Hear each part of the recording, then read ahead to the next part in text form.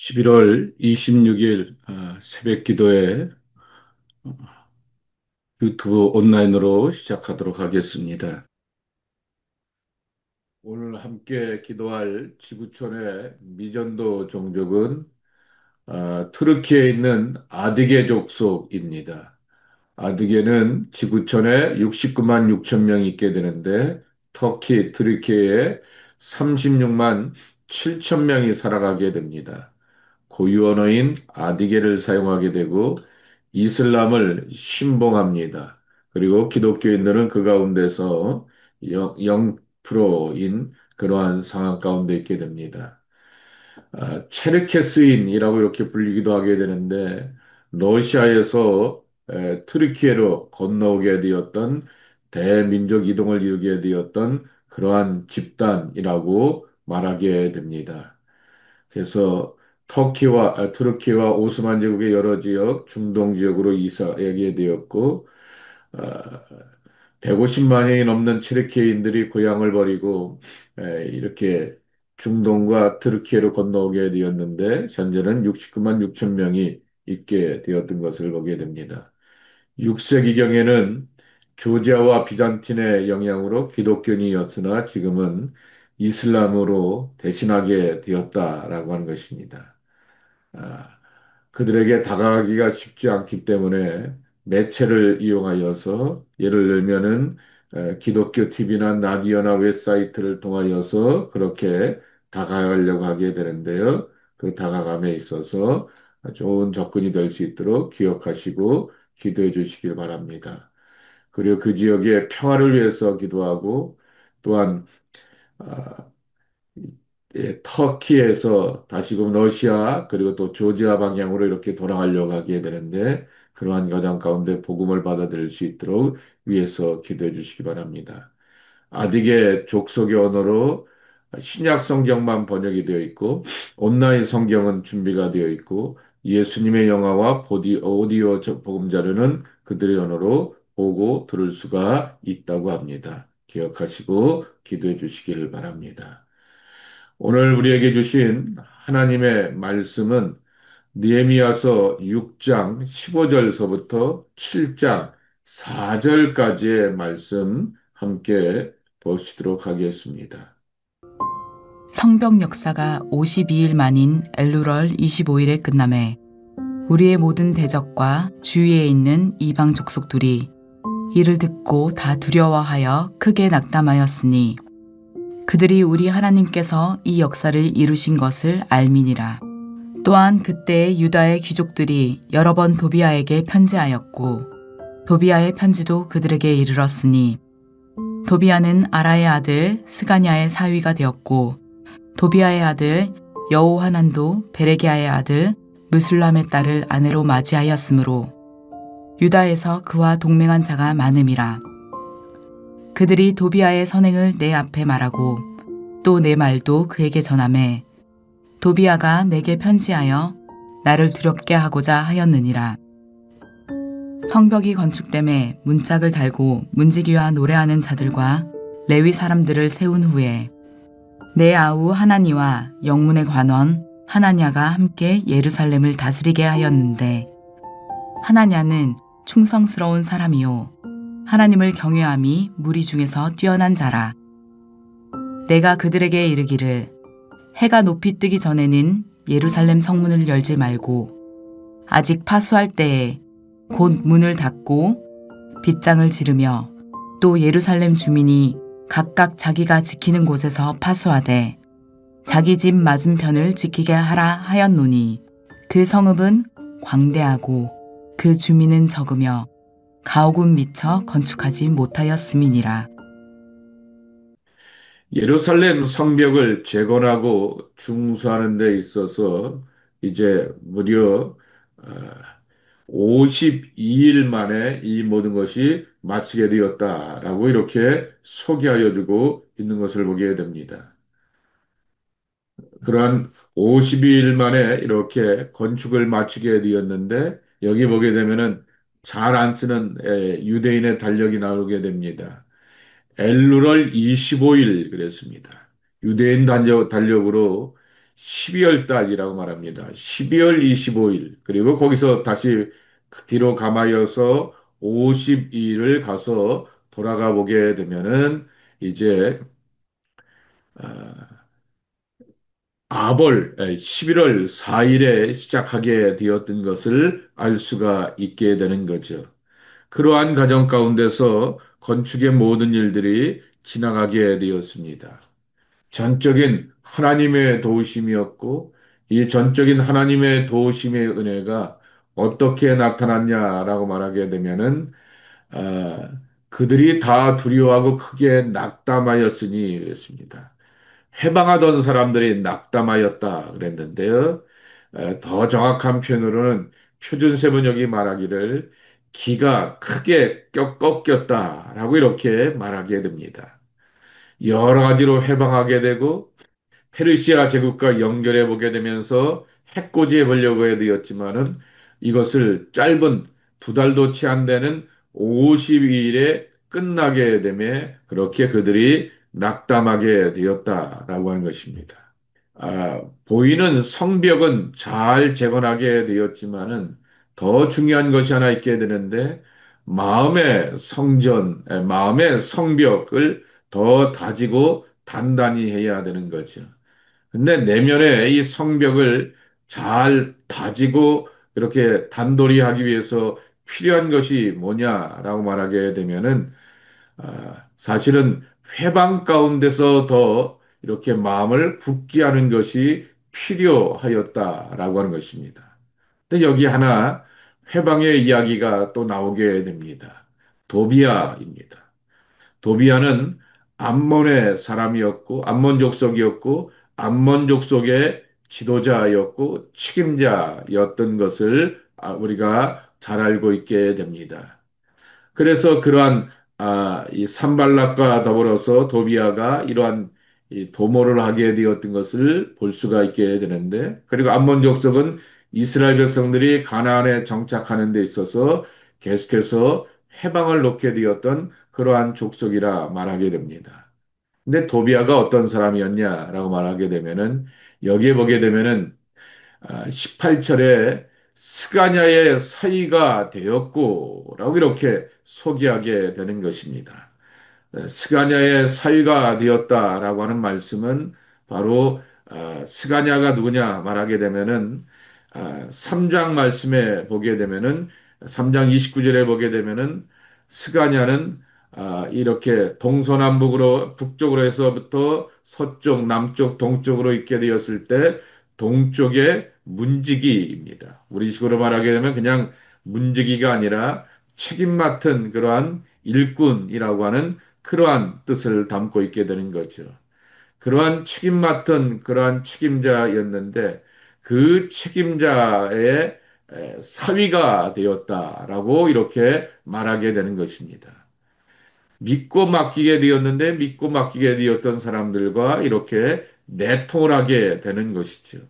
이게 왜 심각하냐라고 말하게 되면은 여러분 에스라서의 9장과 10장이 어떻게 끝을 내고 있습니까? 우리가 잘 알고 있게 되듯이 에스라가 이스라엘 백성들이 이 귀환하게 되어서 그 땅의 사람들과 결혼하게 되고 딸들과 결혼하게 되었던 이방인과의 통혼의 문제를 심각하게 지적하고 있는 것을 기억하고 있지 않습니까? 그 이야기는 단순히 이방 여자들과 결혼했다라고 하는 그러한 문제가 아니라 그들의 종교와 문화와 그리고 거짓된 신앙이 고스란히 이스라엘 백성들 안에 들어오게 되었기 때문에 에스라가 굉장히 심각하게 여긴 것 아니었습니까? 그러기 때문에 이 도비아가 스가냐의 사이가 되었다라고 하는 말은 내통한다라고 하는 것, 그리고 그 내통하는 것 가운데서 이렇게 선행을 말하며 그 사람 괜찮은 사람입니다, 좋은 사람입니다라고 말하게 되지만은 그의 사악한 음모와 의도가 있게 되었는데 그것을 두둔하게 되고 안에서부터 흔들어 놓으려고 하게 되었던 그러한 사람들이 있었구나라고 하는 것을 이러한 맥락 가운데서 보여주게 되는 것이지요. 또 한 가지는 에스라가 들어오게 되었을 때가 2차 귀환 때이고 니에미아가 3차 귀환을 이뤄가게 되었을 때 아니겠습니까? 그러니까 한 3, 40년의 그러한 텀 가운데서 에스라가 이렇게 강조하게 되었던 철저히 하나님을 중심으로 하게 되었던 신앙의 중심이 퇴색한 모습을 이렇게 지켜보게 되는 것입니다. 그러면 거기서 이제 대안을 하나 보게 되는데 성벽이 건축되게 되니 7장에 보게 되면 1절에 보게 되면은 문지기와 노래하는 자들과 네일 사람들을 세운 후에 그랬습니다. 노래하는 사람들, 성전에서 노래하는 사람들도 레위인이었겠죠. 근데 문지기를 향하여서 레위 사람들을 세워놓았다라고 말하게 됩니다. 여러분이 잘 아듯이 레위 사람들이 해야 될 일은 성전과 관련되는 일인데 왜 성벽을 관리하게 되며 문지기의 역할을 출입을 담당하게 되는 그 일을 왜 이 레위 사람들에게 맡기게 되었을까라고 하는 것입니다. 아직까지 이렇게 짧은 시간 안에 느헤미야가 전체 이스라엘 백성들을 파악할 수 없게 되고 그렇게 사람을 파악하는 일보다도 성벽을 재건하는 일에 집중하게 되었구나라고 하는 것을 이렇게 확인하게 되는 것이죠. 그러한 성벽을 재건하는 일에 더 집중하다 보게 되니까 이러한 과정 가운데 있게 되었고, 그리고 또한 레위 사람들을 먼저 세우게 되었던 것은 그나마 이렇게 하나님 앞에 헌신하고 충성하게 되었던 그러한 사람들을 더 아직까지는 믿을만 하기 때문에 그러한 사람들을 지도자로 세우게 되었다라고 하는 것입니다. 이 또 한 가지 1절 이하에서부터 5절, 4절까지의 말씀은 매일 성경에 보게 되면은 예루살렘의 지도자를 세우다라고 이렇게 작은 타이틀을 갖고 있게 되는 것입니다. 참된 리더십이라고 하는 것은 혼자 하는 게 아닌 거죠. 그렇게 더불어서 함께 할 수 있는 그러한 사람들이 많아지고 세워지는 것이 참으로 중요하다라고 하는 것을 우리에게 들려주게 되는 것이죠. 그렇게 함께하게 되었던 사람들이 계속해서 이렇게 많아지게 되면서 충성스러운 사람들을 세우게 되었는데 거기에 이름들이 나오게 됩니다. 2절에 보게 되면은 자신의 아우였던 하나니입니다. 믿을 만한 사람이 없었기 때문에 느헤미야가 자기의 동생을 챙기게 되었겠죠. 그리고 영문의 관원 하나냐라고 하는 사람인데 하나냐는 충성스러운 사람이요 하나님을 경외함이 무리 중에서 뛰어난 사람이다라고 이렇게 소개하여 주고 있는 것입니다. 여기서 우리가 배우게 되는 것이 있습니다. 교회 일이라고 하는 것은 능력이 위주가 아닙니다. 그 사람은 은행에 다니고 있어요. 그 사람은 무슨 일에 특별한 능력과 재주가 있어요. 컴퓨터를 잘해요. 뭘 잘해요. 뭘 잘해요. 그렇게 이렇게 맡기는 경우들이 많이 있는 것을 보게 됩니다. 물론 그런 사람들이 전문가적인 식견과 능력도 갖고 있는데 믿음까지도 더불어 갖고 있다 말하게 되면은 아주 말 그대로 금상첨화이겠죠. 믿음도 있는데 실력도 있고 능력도 있으니 그 일을 잘하게 되는 것이죠.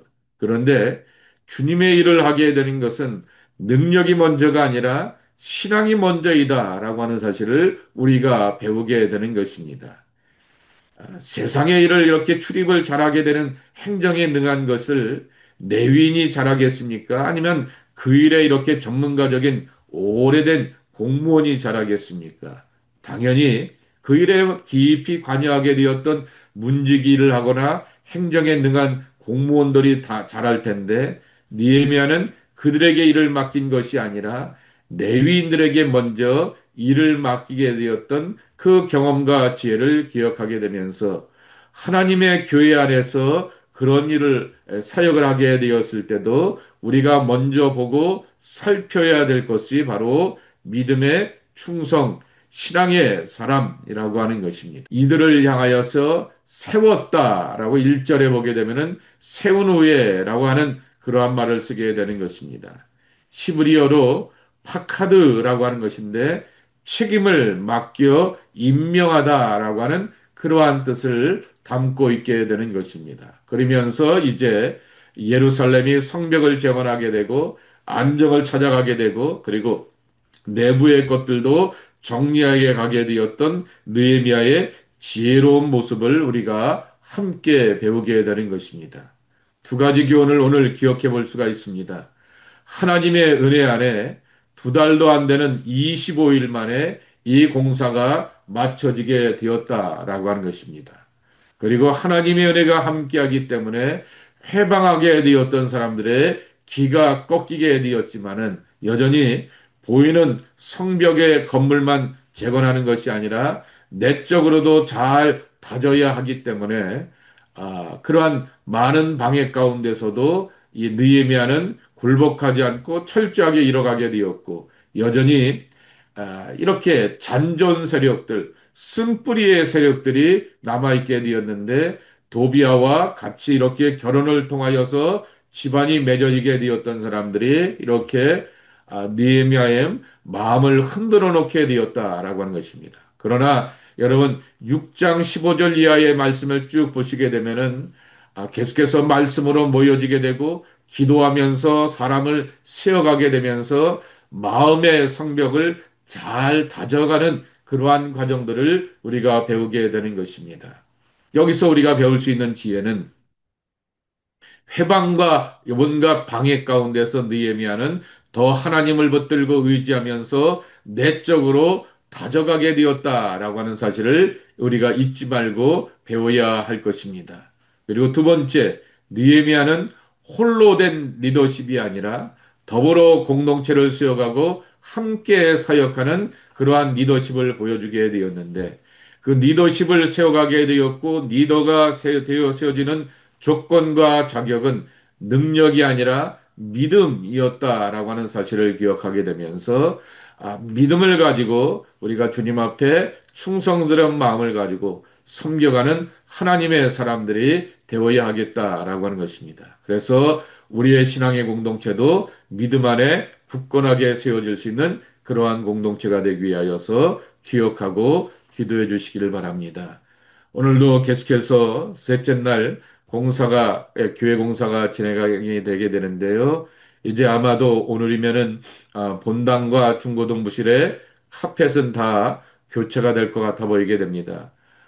이 본드가 이렇게 보통 30분에서 1시간 정도면 마른다라고 이렇게 매뉴얼에 써 있게 되는데 한 두세 시간 걸려서 이렇게 조금 예상보다 시간이 많이 지나가게 됩니다. 그러나 오늘 정도가 되게 되면은 본당과 중고등부 그렇게 하게 되고 거기에 또 이제 의자도 이렇게 몇 개 놓게 되면서 내일은 본당에서 새벽 기도를 할 수 있을 것 같아 보이게 됩니다. 오늘도 안전하게 공사가 잘 진행될 수 있도록 위해서 기도해 주시기 바라고 아래층에도 이제 창문 확장하면서 이렇게 해머를 가지고서 벽을 깨기도 하고 전기기구를 가지고서 벽을 이렇게 확장하게 되었는데 그것도 안전하게 잘 진행될 수 있도록 위해서 기도해 주시기를 바랍니다. 기도하고 마치도록 하겠습니다. 좋으신 아버지 하나님, 신앙이라고 하는 것이 때로는 회방과 박해와 고난 가운데서 잘 다져지는 그러한 모습이 되는 것을 우리가 배우게 됩니다. 도우시는 하나님의 손길과 은혜 안에서 이 사역과 일들을 감당하는 저희들 모두가 될 수 있도록 도와주시옵시기를 기도하고 간구합니다. 하나님, 저희들이 또한 믿음의 일을 하게 되었을 때 정말 주님의 일에 믿음이 더욱더 굳건하게 쓰여 있고 하나님의 기쁨과 은혜가 충만한 사람들이 가득해야겠습니다. 날마다 말씀과 기도와 은혜로 굳건하게 설 수 있는 강림교회 지도자들이 되게 도와주시옵시고 주님 앞에 신실한 믿음을 가지고 섬겨갈 줄 아는 아름다운 모습이 될 수 있도록 하나님 은혜를 더하여 주시옵시기를 기도하고 간구합니다. 오늘의 모든 봉사 일정에도 동행하여 주시옵시고 성도들의 삶과 가정과 기업 가운데 그들의 연약한 육체 가운데 하나님의 긍휼과 자비로만 함께하여 주시옵소서. 한날의 삶도 주님과 함께하고 동행하는 복된 날 되기를 원합니다. 주님 이끄시고 인도하여 주시어서 하나님 앞에 영광 돌리는 귀한 모습 되게 도와주시옵시고 진행되는 모든 수리의 과정 가운데도 하나님 인도하여 주옵소서 감사하고 예수님의 이름으로 축복하며 기도하옵나이다. 아멘.